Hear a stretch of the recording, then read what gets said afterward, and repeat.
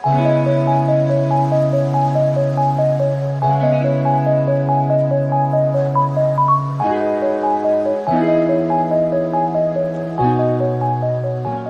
Friends, welcome back to our channel learn with Edu Funda. Friends, मैं लेके आ गया हूँ आपके सामने बहुत ही शानदार, जानदार और ज़बरदस्त टाइप का मॉक टेस्ट होगा। ये मॉक टेस्ट नहीं समझ सकते, पूरा प्रीवियस ईयर है और एनटीपीसी CBT 2 का ये पेपर है। फ्रेंड्स, दो पेपर को मिला के मैंने बनाया कि कुछ समय कुछ ऐसे क्वेश्चन होंगे जो उसमें पूछे गए थे करंट अफेयर्स का, तो उसमें मैंने हटा दिया है। जो बाकी के जो क्वेश्चन है, दो सेट को मैंने मिला के लगभग एक सेट बनाया है। और इसे समझ सकते हैं कि बहुत ही इंपॉर्टेंट होने वाला है, क्योंकि इससे आपको आइडिया लग जाएगा, एक ओवरऑल व्यू मिल जाएगा कि किस तरह क्वेश्चन पूछे गए थे मेंस में। क्योंकि CBT 1 का लेवल अलग होता है और मेंस का जो लेवल होता है वो काफ़ी उससे डिफरेंसेस आपको देखने को मिलेंगे। हालांकि पेपर का जो लेवल होता है वो तो बहुत टफ नहीं रहता है, बस क्वेश्चन जो उनके होते हैं उसको थोड़ा डेप्थ में पूछ देता है, थोड़ा वेरिएशन कर देता है क्वेश्चन का। तो वही सब लेके आ गया हूँ, आपको एक आइडिया मिल जाएगा। और बाकी मैं पढ़ाता ही हूँ, आपको बहुत अच्छे से पता होगा कि टॉपिक वाइज जो क्लासेस चलती हैं उससे बहुत सारे क्वेश्चन देखने को मिलते हैं हर शिफ्ट में। तो वही सब आपको ध्यान देखना है और बाकी अपने तरफ से पूरी पढ़ाई करते रहना है, पूरी कोशिश करते रहना है हर चीज़ के लिए, ताकि कुछ भी छूटे ना आपसे। एक बार सिलेक्शन जो आपका सिक्योर और श्योर हो जाए। बट हो सकता है आपको वीडियो थोड़ा लेट मिल रहा है, क्योंकि थोड़ा सा कोरोना की वजह से पता ही है कि कितना सब वैक्सीन चल रहा, तो वही वैक्सीन लगवाया है मैंने भी, तो थोड़ा सा बीमार पड़ गया था, समझ सकते हैं, आपको भी पता होगा ये सब बातें। तो इसी वजह से वीडियो जो है लेट पड़ रही है। और अब देखिए ना कि बहुत सारे एग्जाम आ गए, तो लोग हर जगह बिखर गए, इधर उधर दूसरे एग्जाम में फोकस कर रहे हैं।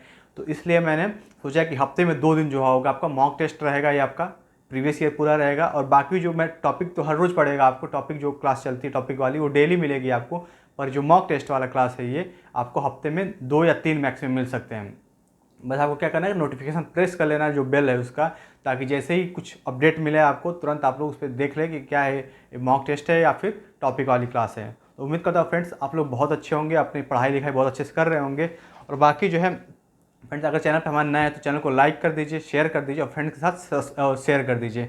और लास्ट में बता दूंगा आपको PDF यहीं से मिलती है, हर बार के बताता हूँ, लर्न विथ एडू फंडा। यहाँ से आपको PDF मिल जाएगी, यहाँ से आप PDF लेके तैयारी कर सकते हैं, रिवीजन कर सकते हैं। तो चलिए फ्रेंड्स, शुरू करते हैं आज की हमारी क्लास, जो बहुत शानदार और जानदार हो। अपना इवेल्युएट करिएगा कितना आपको सही हो रहा है, आपसे कितने सही कर पा रहे हैं आप लोग, क्योंकि ये पूरा प्रीवियस ईयर है। तो इसमें अगर अच्छा कर रहे हैं तो समझ सकते हैं कि आने वाला जो एग्ज़ाम है आपको CBT 2 का होगा, उसमें ये बहुत अच्छा करेंगे आप। इसमें बहुत मिक्स टाइप के क्वेश्चन है, आपको देख के खुद ही लगेगा कि जो क्वेश्चन का लेवल है थोड़ा सा कठिन बहुत नहीं है, पर यही कि थोड़ा सा आपको वेरिएशन क्वेश्चन में बहुत देखने को मिलेंगे फर्स्ट और सेकेंड शिफ्ट में जो होता है, मतलब पहला पार्ट और जो सेकेंड पार्ट होता है CBT 2 का वो।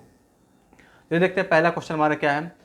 1915 या 16 में स्थापित होम रूल लीग किसके सहायक इकाई के रूप में काम करती थी। मतलब जो 1915-16 में जो स्थापना हुई थी होम रूल लीग की, तो इसकी स्थापना आपको पता है बाल गंगाधर तिलक ने और एनी बेसेंट ने की थी। तो कह रहे किसकी सहायक, मतलब किस लिए बनाया गया था, वो उसका मोटिव क्या था, किसको सपोर्ट करने के लिए, मुस्लिम लीग को सपोर्ट करने के लिए, भारतीय राष्ट्रीय कांग्रेस को, ब्रिटिश राज को, या फिर इनमें से कोई नहीं। तो फ्रेंड मुझे नहीं लगता कि कोई बच्चा इसको गलत करके आया होगा। अगर गलत करके आया तो फ्रेंड समझ सकते हैं वो बच्चे का लेवल बहुत ही कम है, मतलब कि IQ लेवल बहुत कम है। क्योंकि ये वाला क्वेश्चन ऐसा है जो देख के लग जाएगा, अगर नहीं भी पढ़े हैं, बस एक बेसिक आइडिया है इस क्वेश्चन के बारे में, तो आप समझ सकते हैं कि इसका सही आंसर क्या होने वाला है। तो फ्रेंड्स उम्मीद करता हूँ आपने आंसर दे ही दिया होगा। तो इसका सही आंसर आप देख सकते हैं फ्रेंड्स, होगा भारतीय राष्ट्रीय कांग्रेस। क्योंकि कांग्रेस ही जो थी उस समय लीडिंग पार्टी के रूप में उभरी थी, लीडिंग, वो समझ सकते हैं कि वही रिप्रेजेंट कर रही थी पूरे भारतीय को, पूरे भारतीयता को ही रिप्रेजेंट कर रही थी। तो उस समय जो था कांग्रेस, उसी की सपोर्ट करने के लिए बनाया गया था होम रूल लीग। इसमें कौन कौन थे, एनी बेसेंट ने स्थापित किया था अलग अपना, उन्होंने जो एरिया कवर किया था वो समझ सकते हैं कि साउथ वाला जो है, साउथ इंडिया का पार्ट उसने कवर किया था उन्होंने। और बाकी जो हिस्सा था इधर महाराष्ट्र वाला ये रीजन जो था, इसने बाल गंगाधर तिलक ने ये बनाया था। तो फ्रेंड थोड़ा बाल गंगाधर तिलक की जो थोड़ा सा देख लेते हैं इनके बारे में कुछ इंपॉर्टेंट। इनकी जो वो थी मराठा और केसरी, 2 प्रमुख पत्रिकाएँ थी इन्होंने। और गणपति उत्सव और नवरोज जो शुरू किया था, वो शिवाजी उत्सव जो था इन्होंने शुरू किया था, बाल गंगाधर तिलक ने ही। और इन्होंने न्यू इंडिया और कॉमनवेल्थ जो था, 2 पत्रिकाएं, एक इनकी थी एनी बेसेंट की थी। और एनी बेसेंट पर पहली महिला थी जो क्या बनी थी, कांग्रेस की अध्यक्ष बनी थी, पहली महिला। अगर पूछ ले पहले भारतीय महिला तो वो अलग है, या पहली महिला अलग है। तो फ्रेंड्स समझ सकते हैं इसका आंसर मैंने बता दिया था, भारतीय राष्ट्रीय कांग्रेस। तो चलिए देखते हैं अगला क्वेश्चन। उम्मीद करता हूँ फ्रेंड्स सारे जो पॉइंट बताए गए होंगे आपको तैयार हो गए होंगे, और नहीं तैयार हो तो आप नोट्स बनाते रहिएगा आप लोग। निम्न में से किस वेद में बीमारियों का उपचार बताया गया है। कौन सा वेद ऐसा है जिसमें बीमारियों का उपचार बताया गया है। ऋग्वेद, सामवेद, अथर्ववेद और या फिर यजुर्वेद।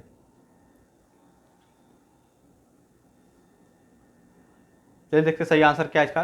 फ्रेंड का सही आंसर है ऑप्शन सी, यानी कि अथर्ववेद में जो है आपका, अथर्ववेद में ये बताया गया आपको किसके बारे में, उपचार के बारे में।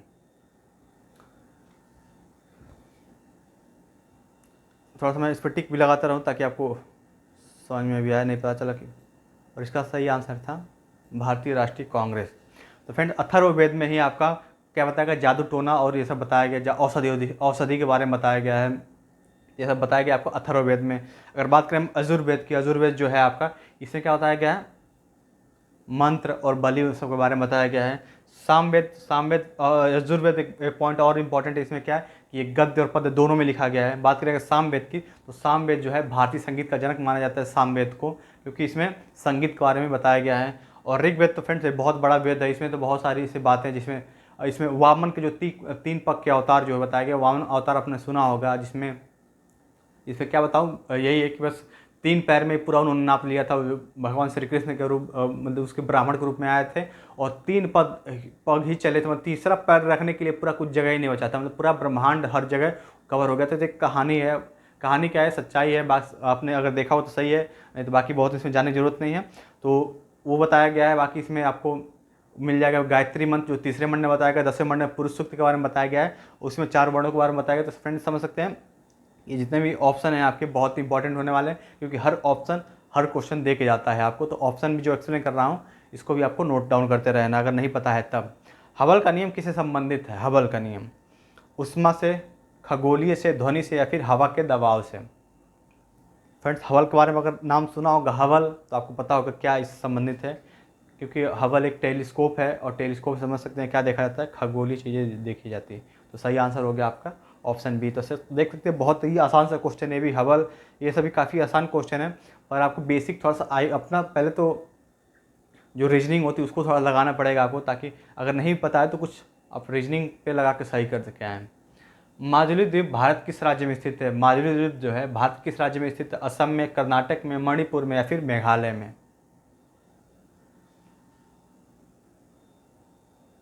चलिए फ्रेंड देखते सही आंसर क्या है। इसका सही आंसर माजुली द्वीप बहुत ही कॉमन और बहुत ही फेमस है, ये है आपका असम में।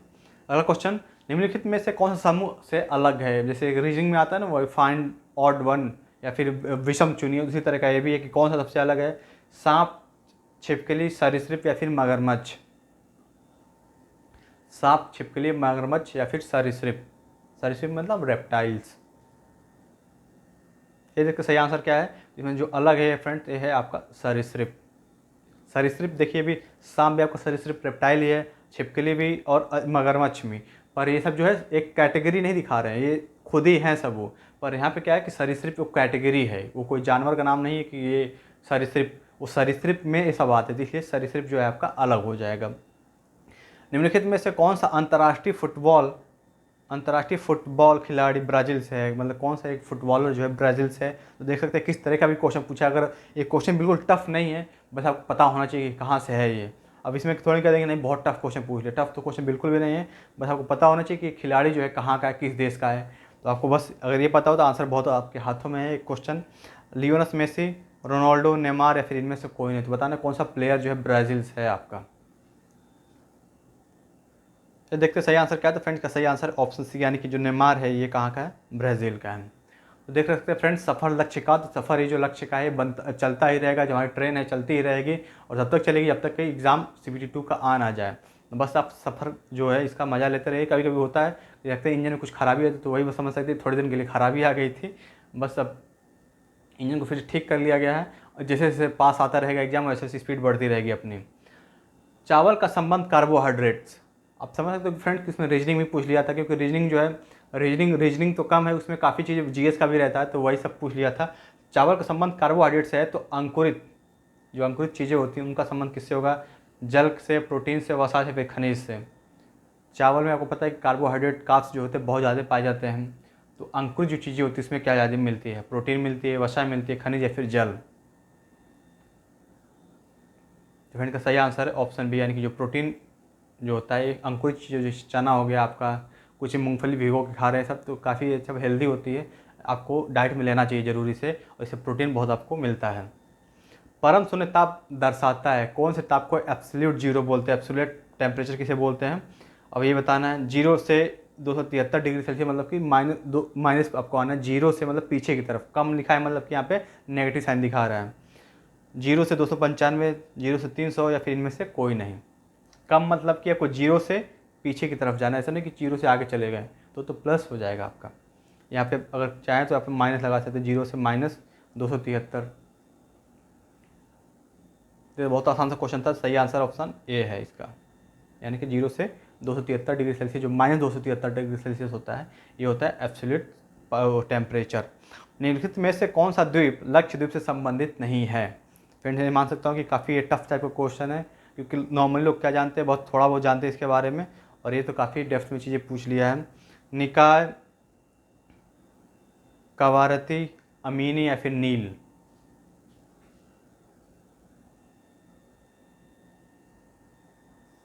ये देखिए सही आंसर करते ऑप्शन इसका डी सही आंसर है, यानी कि नील जो है लक्षद्वीप से संबंधित नहीं है। रॉलेट एक्ट किस वर्ष पारित हुआ था? 1921 में, 1917 में, 1919 में या फिर 1915 में?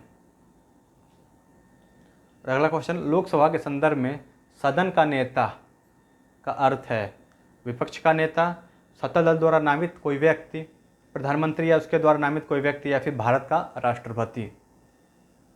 ये देखते पहले इस क्वेश्चन का आंसर देखते हैं, रॉलेट एक्ट। फ्रेंड्स ये रॉलेट एक्ट ही है, इसको बोला गया था बिना वकील, बिना अपील, बिना दलील, यानी कि जिस पे किसी को शक हो, जैसे उसमें ब्रिटिश गवर्नमेंट जो थी ये बहुत एक्टिव हो गई थी, ताकि कोई भी ऐसा और नहीं होता है कि आंदोलन भड़क ना पाए, कोई भी ऐसे उनके खिलाफ कोई षड्यंत्र ना बना सके आदमी। इसके लिए उसने शुरू किया था रॉलेट एक्ट, यानी कि जिस पे शक हो बस कि हाँ कि ये कुछ करने वाला है हम लोग के खिलाफ, उसको तुरंत गिरफ्तार कर लेता था बिना वकील, मतलब कोई वकील की जरूरत नहीं थी, उसकी दलील वलील कुछ नहीं, बस आपको गिरफ्तार करके वो समझते, इसलिए इसको बोला गया था काला कानून, काला कानून ही बोला गया था। और ये कब आया था? 1919 को। और इसी के विरोध में जलियांवाला बाग में वो सब मीटिंग हो रही थी, उसके बाद क्या हुआ था उस पर आपको पता ही होगा, जलियांवाला हत्याकांड हो गया था। बहुत ही बड़ा एक मतलब भारतीय इतिहास का बहुत ही एक बुरा दुखद घटना है ये, और एक ब्रिटिश गवर्नमेंट पे बहुत बड़ा धब्बा लग गया था इसके बाद। हालांकि वो तो उसी लायक थे भी, पर इन्होंने जो काम कर दिया था जलियांवाला बाग हत्याकांड में, ये तो समझ लिया कि ब्रिटिश एकदम नहीं होता है कि बस उसके शर्मसार कर दिया था ब्रिटिश गवर्नमेंट को। थोड़ा बहुत किसी के मन में इज्जत भी था तो वो भी खत्म हो गया था इसके बाद। और बाकी देख सकते हैं 1915 में गांधी जी आए थे, 1917 में आपका चंपारण सत्याग्रह होता है जिसको 3 काठिया प्रथा भी कहते हैं। लोकसभा के जो सदन का नेता उसे बोलते हैं, किसको बोलते हैं? जो प्रधानमंत्री या उसके द्वारा नामित जो व्यक्ति होता है उसे सदन का नेता बोलते हैं लोकसभा में। पृथ्वी की सतह पर पलायन वेग का मान होता है, पृथ्वी की सतह पर पलायन वेग 11.5, 11.2, 13.5 या फिर 12.5। फ्रेंड पता होगा पलायन वेग क्या होता है? इसके वेलोसिटी, मतलब कि इसको किसी चीज़ को इतना तेज़ी से फेंक दिया जाए, इतना मतलब उसको फोर्स दे दिया जाए, इतना वेलोसिटी दे दिया जाए जिससे कि वो पृथ्वी से निकल ही जाए, मतलब इसका जो आउटर जो होता है क्या बोलते हैं ऑर्बिट होता है उससे बाहर ही निकल जाए और पृथ्वी फिर दोबारा कभी लौट के ना आए, तो उसी को बोलते हैं पलायन वेग। तो इसका मान होता है 11.2 और इसका यूनिट क्या है? किलोमीटर पर सेकेंड, यानी कि 1 सेकेंड में कोई अगर किसी चीज़ को 11.2 किलोमीटर की स्पीड से फेंक दिया जाए और उतना तब वो पृथ्वी पर दोबारा लौट के कभी नहीं आएगा। यानी समझ सकते हैं कि आँख दिखेगा भी नहीं, इतना तेज़ फेंक निकलेगा सामने से आपके कि दिखेगा भी नहीं। तो यही होता है इसका वेलोसिटी 11.2, मतलब कि 1 सेकेंड में इतना डिस्टेंस कवर करना, ये तो आँख के सामने से निकल भी जाएगा, कुछ पता भी नहीं जाएगा, मतलब हवा भी नहीं लगेगी उसकी। किस भारतीय राज्य की सीमा अंतर्राष्ट्रीय सीमा मतलब राज्य से सीमा नहीं बनाती है? ऑप्शन है पंजाब, पश्चिम बंगाल, हिमाचल प्रदेश या फिर हरियाणा। और अगला क्वेश्चन देख लेते हैं, निम्नलिखित में से कौन सी तरंग की विशेषता नहीं है? इसमें कौन सी ऐसी बात है जो दी गई है वो जो विशेषता नहीं है इसकी? तरंग दैर्घ्य, आयाम, माध्यम या फिर आवृत्ति? जैसे इसका सही आंसर क्या है? तो भारतीय राज्य जो है इसमें कौन सी अंतर्राष्ट्रीय सीमा नहीं बनाती है? तो पंजाब बनाती है। फ्रेंड्स आपको पता है कि वहाँ का बॉर्डर पंजाब पे ही है। हिमाचल प्रदेश चाइना और तिब्बत वाला बॉर्डर इसी में है। पश्चिम बंगाल ये भी बनाता है, जबकि हरियाणा जो है ये नहीं बनाता है। हरियाणा जो किसी से टच नहीं करता किसी इंटरनेशनल बाउंड्री को। और कौन सी तरंग की विशेषता नहीं? तो फ्रेंड्स ये माध्यम, माध्यम जो है तरंग की विशेषता नहीं, बाकी ये आपकी तरंग दैर्घ्य होती है, तरंग में आवृत्ति भी होती है और आयाम भी होता है। इलेक्ट्रॉन के समतुल्य प्रतिद्रव कण है, कौन सा कण जो है इसके इलेक्ट्रॉन के समतुल्य होता है? देखते हैं, न्यूट्रॉन, प्रोटॉन, पॉजिट्रॉन या फिर एंटी इलेक्ट्रॉन। ये भी काफ़ी डेप्थ वाला क्वेश्चन है। जिसको अच्छे से पता होगा वही कर पाया होगा इस क्वेश्चन को सही से। इसका सही आंसर है ऑप्शन सी, यानी कि पॉजिट्रॉन जो होता है इलेक्ट्रॉन के समतुल्य प्रतिद्रव कण है। किसमें गायरोस्कोप के सिद्धांत का प्रयोग नहीं किया जाता है? ऑप्शन है computer mouse, option B smartphone, option C inkjet printer, या फिर ऑप्शन डी रेसिंग कार। तो फ्रेंड का सही आंसर है ऑप्शन सी, यानी कि इंकजेट प्रिंटर होता है। फ्रेंड पता होगा प्रिंटर की कई कैटेगरी होती है, तो इसमें एक इंकजेट प्रिंटर होता है, उसमें जो है ये सिद्धांत नहीं कार्य करता है। बाकी जो आप रेसिंग का, स्मार्टफोन और कंप्यूटर माउस में इसका यूज होता है। निम्नलिखित में से कौन सी झील एशिया की सबसे बड़ी झील है? एशिया की सबसे बड़ी, देख सकते हैं फ्रेंड यहाँ पे लिखा है एशिया की सबसे बड़ी, विश्व की नहीं बल्कि एशिया की, और भारत की भी नहीं पूछा गया यहाँ पे। चिल्का, वूलर, सांभर या फिर वेम्बनाड। इसका सही आंसर है फ्रेंड वूलर झील जो है ये एशिया की सबसे बड़ी झील है, और भारत की सबसे बड़ी झील भी है। और मीठे पानी की सबसे बात करें तो मीठे पानी की स्पेशली सबसे बड़ी झील है सांभर झील। आपको पता है कि राजस्थान में है, यहाँ से सांभर नमक और नमक निकलता है, एक बहुत अच्छा झील है, यहाँ से नमक निकलता है यहाँ पे। वेम्बनाड आपका केरल में है, और चिल्का जो है आपका उड़ीसा में खारे पानी की सबसे बड़ी झील है भारत की। वर्तमान में आरबीआई के गवर्नर कौन है? उसमें पूछा गया था, जो क्वेश्चन आया था फ्रेंड एज इट इज़ वो पूछा गया था उस समय की बात, जब एग्जाम हुआ 2017 में मेंस का, तो उस समय नहीं, मैंने इसको थोड़ा सा करंट बना दिया, चलो कि इसी बहाने करंट तैयार हो जाएगा। राजीव कुमार, रघुराम राजन, शक्तिकांत दास या फिर उर्जित पटेल।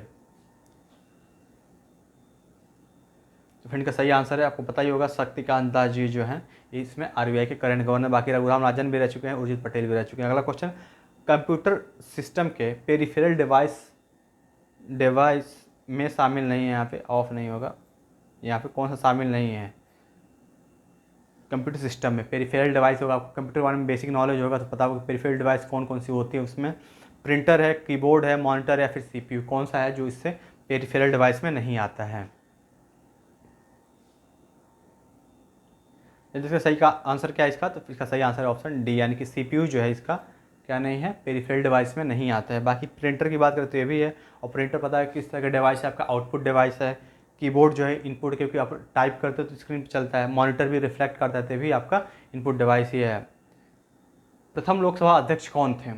सरदार हुकुम सिंह, जीवी मावलंकर, नरेश्वर सिंह या फिर इनमें से कोई नहीं?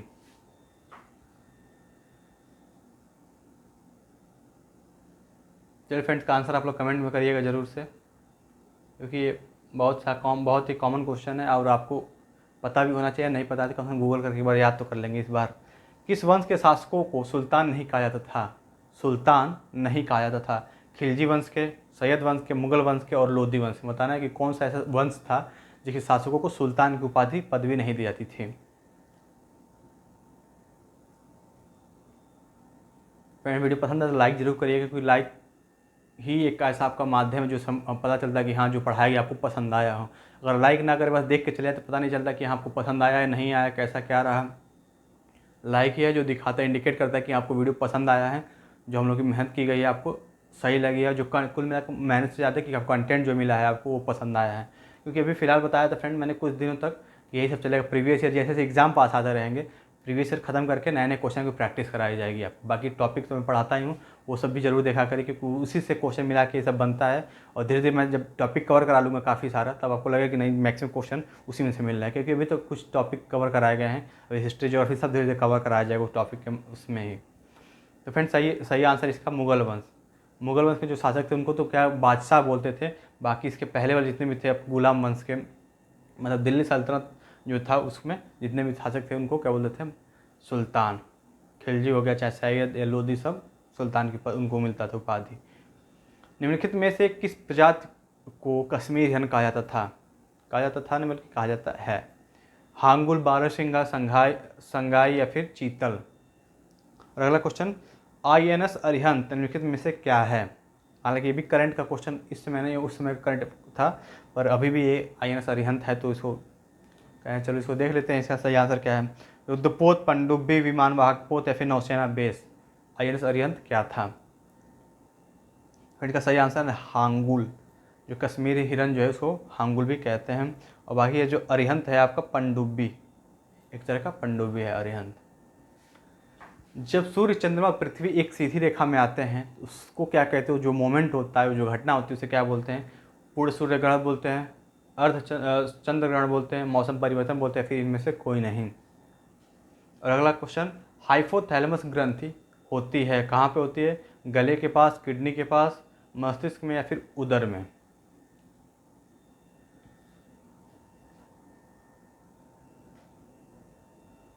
इनका तो आंसर कर दिया आपने।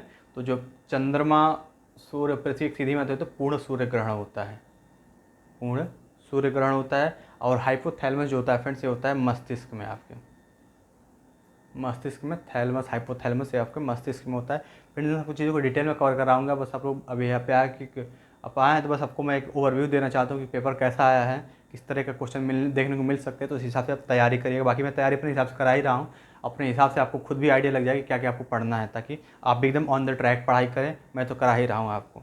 भारतीय अंतरिक्ष अनुसंधान संस्थान की स्थापना हुई थी 1969 में, 1958 में, 63 में या फिर 1955 में?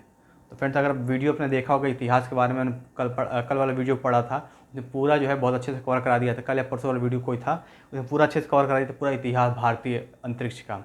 तो उसमें अगर आपने देखा होगा तो उसमें पता चल गया होगा कि इसका सही आंसर क्या है।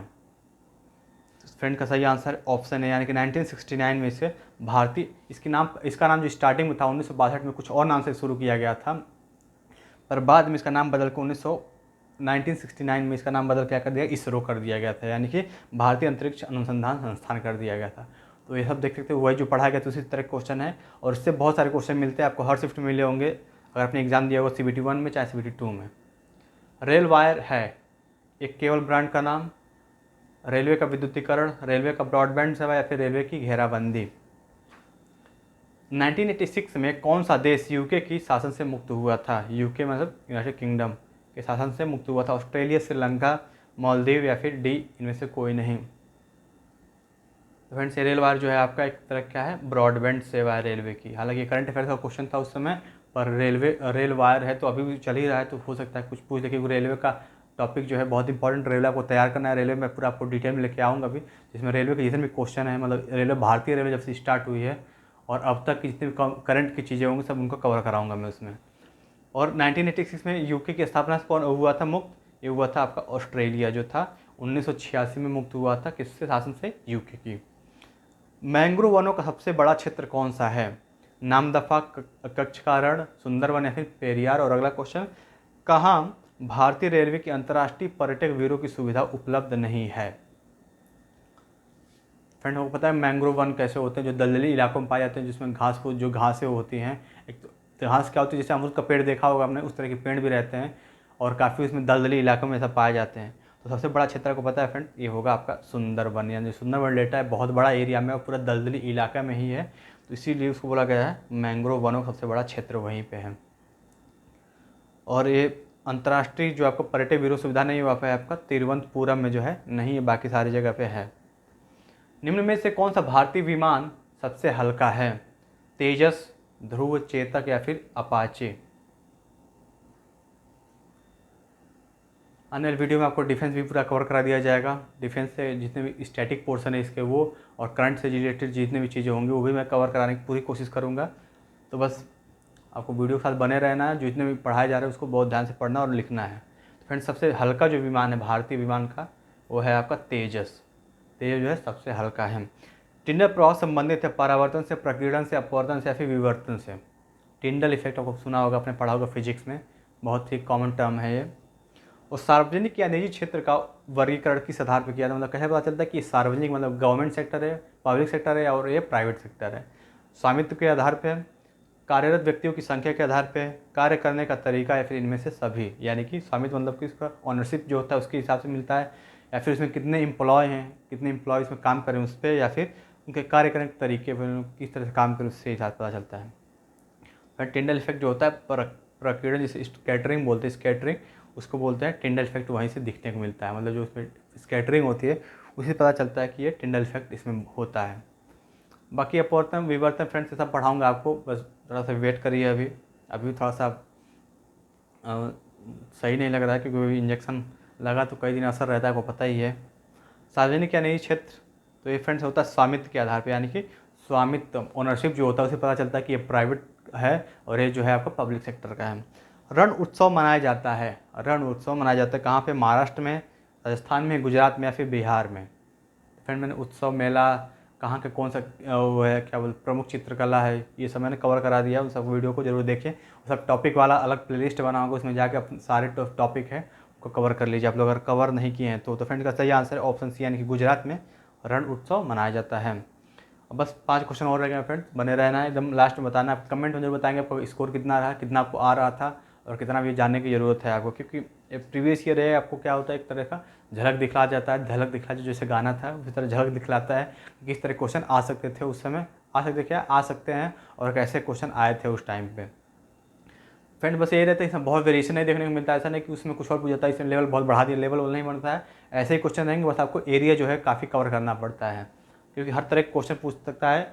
रेलवे है, रेलवे बात ही अलग है। किसी विद्युत सर्किट में 2 बिंदुओं के मध्य आवेश प्रवाह जो होता है, उसमें जो कार्य होता है उसे क्या कहते हैं। मतलब 2 बिंदु है, सर्किट 2 बिंदुओं के मध्य जो आवेश का प्रभाव फ्लो होता है उसे क्या कहते हैं। विभवांतर बोलते हैं, धारा बोलते हैं, प्रतिरोध या फिर शक्ति। और अगला क्वेश्चन, राष्ट्रीय कृषि अनुसंधान संस्थान स्थित है, कहाँ पे स्थित है। महाराष्ट्र में, शिमला में, दिल्ली में या फिर बिहार में। फिर मिसलेनियस वाले क्वेश्चन तो मैंने सारे ही करा दिया लगभग। इसमें आप जैसे ये वाला क्वेश्चन भी करा दिया, उत्सव वाला करा दिए हैं, अभी इसरो जो बताया था वो वाला, जितने भी मिसलेनियस वाले क्वेश्चन है वो तो मैंने करा ही दिए हैं। बाकी जो आपको टॉपिक वाले जो उसमें होते हैं, जैसे सब्जेक्ट वाले क्वेश्चन है, उन्हीं को धीरे धीरे कवर कराना आगे वाले वीडियो में वही सब कवर किए जाएंगे। जैसे हिस्ट्री का इंपॉर्टेंट हो गया, ज्योग्राफी, साइंस हो गया सब। तो जो होते हैं दो बिंदुओं के बीच में प्रवाह होता है आवेश का, उसे बोलते हैं विभवांतर। और राष्ट्रीय जो है आपका एक कहाँ पे है, दिल्ली में है। जिस रासायनिक अभिक्रिया में उष्मा मुक्त होती है, उष्मा निकलती है, उस अभिक्रिया क्या बोलते हैं। उष्माक्षेपी, उष्माशोषी, भर्जन या फिर निस्तापन। और अगला क्वेश्चन, भारत कह रहा, भोजन की नली का संकुचन और प्रसारण कहलाती है। अनुशीतलन, क्रमानुकुंचन, स्वांगीकरण या फिर सभी।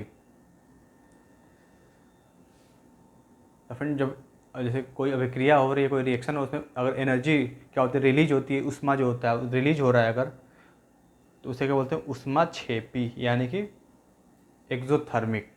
एक होता है एंडोथर्मिक, एक होता है एक्जोथर्मिक। तो ये आपका उष्माक्षेपी होता है। और उष्माशोषी यानी कि इंडोथर्मिक, जो उष्मा जिसे कोई अभिक्रिया कराती है उसके लिए एनर्जी बहुत देनी पड़ती है, बहुत ज़्यादा हीट देना पड़ता है, तो होता है उष्माशोषी। और कहीं निकलता है अगर किसी इसमें रिएक्शन में, तो उसमें बोलते हैं उष्माक्षेपी। और भोजन की जो नली होती है फ्रेंड्स, उसमें खाना जो जाता है तो धीरे धीरे आपको पता होगा कि ऐसा नहीं कि खाए तुरंत चला गया, वो एक मोशन होता है उसमें, उस मोशन को बोलते हैं क्रमानुकुंचन। मतलब एक बार सिकुड़ता है फिर फैलता है, तो धीरे धीरे वो खाना जो है आपका स्टमक तक पहुंचता है। लास्ट 2 क्वेश्चन देखते हैं फ्रेंड। निम्नलिखित में से कौन वायु प्रदूषण का कारण नहीं है। वायु प्रदूषण का, एयर पोल्यूशन का कारण नहीं है, ध्यान देना कि कारण नहीं है पूछा है। कृषि गतिविधियाँ, खनन कार्य, अम्लीय वर्षा या फिर जीवाश्म ईंधन। और आखिरी क्वेश्चन आज का, प्रकाश ऊर्जा से पानी के अणु के विखंडन की प्रक्रिया कहलाती है। विद्युत अपघटन, जल अपघटन, सामान्य अपघटन या फिर प्रकाश अपघटन। उम्मीद करता हूँ फ्रेंड्स वीडियो को पसंद आया हो। जितने भी कंटेंट मेरे, जितने भी टॉपिक हैं इसमें कवर कराए जा रहे हैं धीरे धीरे, और जितने भी क्वेश्चन लेके आ रहा हूँ ये सब पूरा प्रीवियस ईयर है, तो आपको इसमें बहुत सोचना नहीं कि कैसे इंपॉर्टेंट है नहीं इंपॉर्टेंट है, कि पेपर ही है तो पेपर जैसा भी हो बस आपके सामने है। तो बस इन सब चीज़ों को कलेक्शन करने में बहुत ही वो एफर्ट लगता है। तो फ्रेंड बस आप एफर्ट का एक समझ सकते हैं कि पे करने का यही तरीका आपका, बस लाइक कर दीजिए और वीडियो को अपने दोस्तों के साथ शेयर कर दिया। अगर चैनल पर आप नए हैं तो आप खुद भी सब्सक्राइब करें, अपने दोस्तों से भी रिकमेंड करें सब्सक्राइब करने के लिए। तो इसका सही आंसर फ्रेंड्स, कृषि गतिविधियाँ देख ही सकते हैं कि आप बहुत सारे जैसे चलता है, सब क्या चलता है, खेत में जुताई होती है या फिर उसमें होता है ना धान और पिटाई सब होता है, उसमें बहुत सारा धुआं उड़ता है, तो सब ये सब पोल्यूशन कार्य हो सकता है। खनन कार्य तो होता है ऑब्वियसली। जीवाश्म ईंधन जो होता है जलता है तो वो भी एयर पोल्यूशन। पर अम्लीय वर्षा जो होता है ये आपका एयर पोल्यूशन का कारण नहीं है। अम्लीय वर्षा जो होती है एयर पोल्यूशन का कारण नहीं है। और बाकी जो ये होता है प्रकाश ऊर्जा से जो अणु का विखंडन होता है बोलते हैं प्रकाश अपघटन। क्या, प्रकाश अपघटन। तो फ्रेंड्स ये सब थे आपके 40 जो है मोस्ट इंपॉर्टेंट क्वेश्चन क्या आते हैं, मोस्ट इंपॉर्टेंट ही कर सकते हैं, एक्सपेक्टेड भी कर सकते हैं। इन्हीं से मिलता जुलता क्वेश्चन आपको देखने को मिलता है। ऐसा नहीं कि बस इसमें कुछ और है, जो आगे वाले एग्जाम आएंगे आपको उसमें कुछ और ही एकदम अलग पूछ लिया गया दूसरे ग्रह का क्वेश्चन, ऐसा नहीं है। इन्हीं सबसे मिलता जुलता क्वेश्चन इसी तरह का फॉर्मेट रहता है। बस आपको क्या करना है, तैयारी आपकी अच्छी होनी चाहिए और पकड़ जो होता है हर टॉपिक पे आपको कमांड होना चाहिए, क्योंकि इसका कोई एरिया फिक्स नहीं है कि इस एरिया से ऐसे क्वेश्चन पूछेगा, कुछ ही पूछ सकता है। बस आपको जो मेन टॉपिक को तो कवर करना है, या बाकी आप अपने एफर्ट लगाइए और ज़्यादा से ज़्यादा चीज़ों को आप ग्रैस्प और को कैप्चर करने की कोशिश करिए। तो जो फ्रेंड मिलते हैं आपसे अगले वीडियो में, तब तक के बने रहिएगा हमारे साथ। और इसका पीडीएफ बता दिया था लर्न विथ एडू फंडा, जो टेलीग्राम चैनल डिस्क्रिप्शन बॉक्स में उसका लिंक होगा, उसको जाके ज्वाइन करिए और वहाँ से आपको PDF मिल जाए। चलिए फ्रेंड, मिलते हैं आपसे अगली वीडियो, तब तक बने रहिए और स्वस्थ रहिए।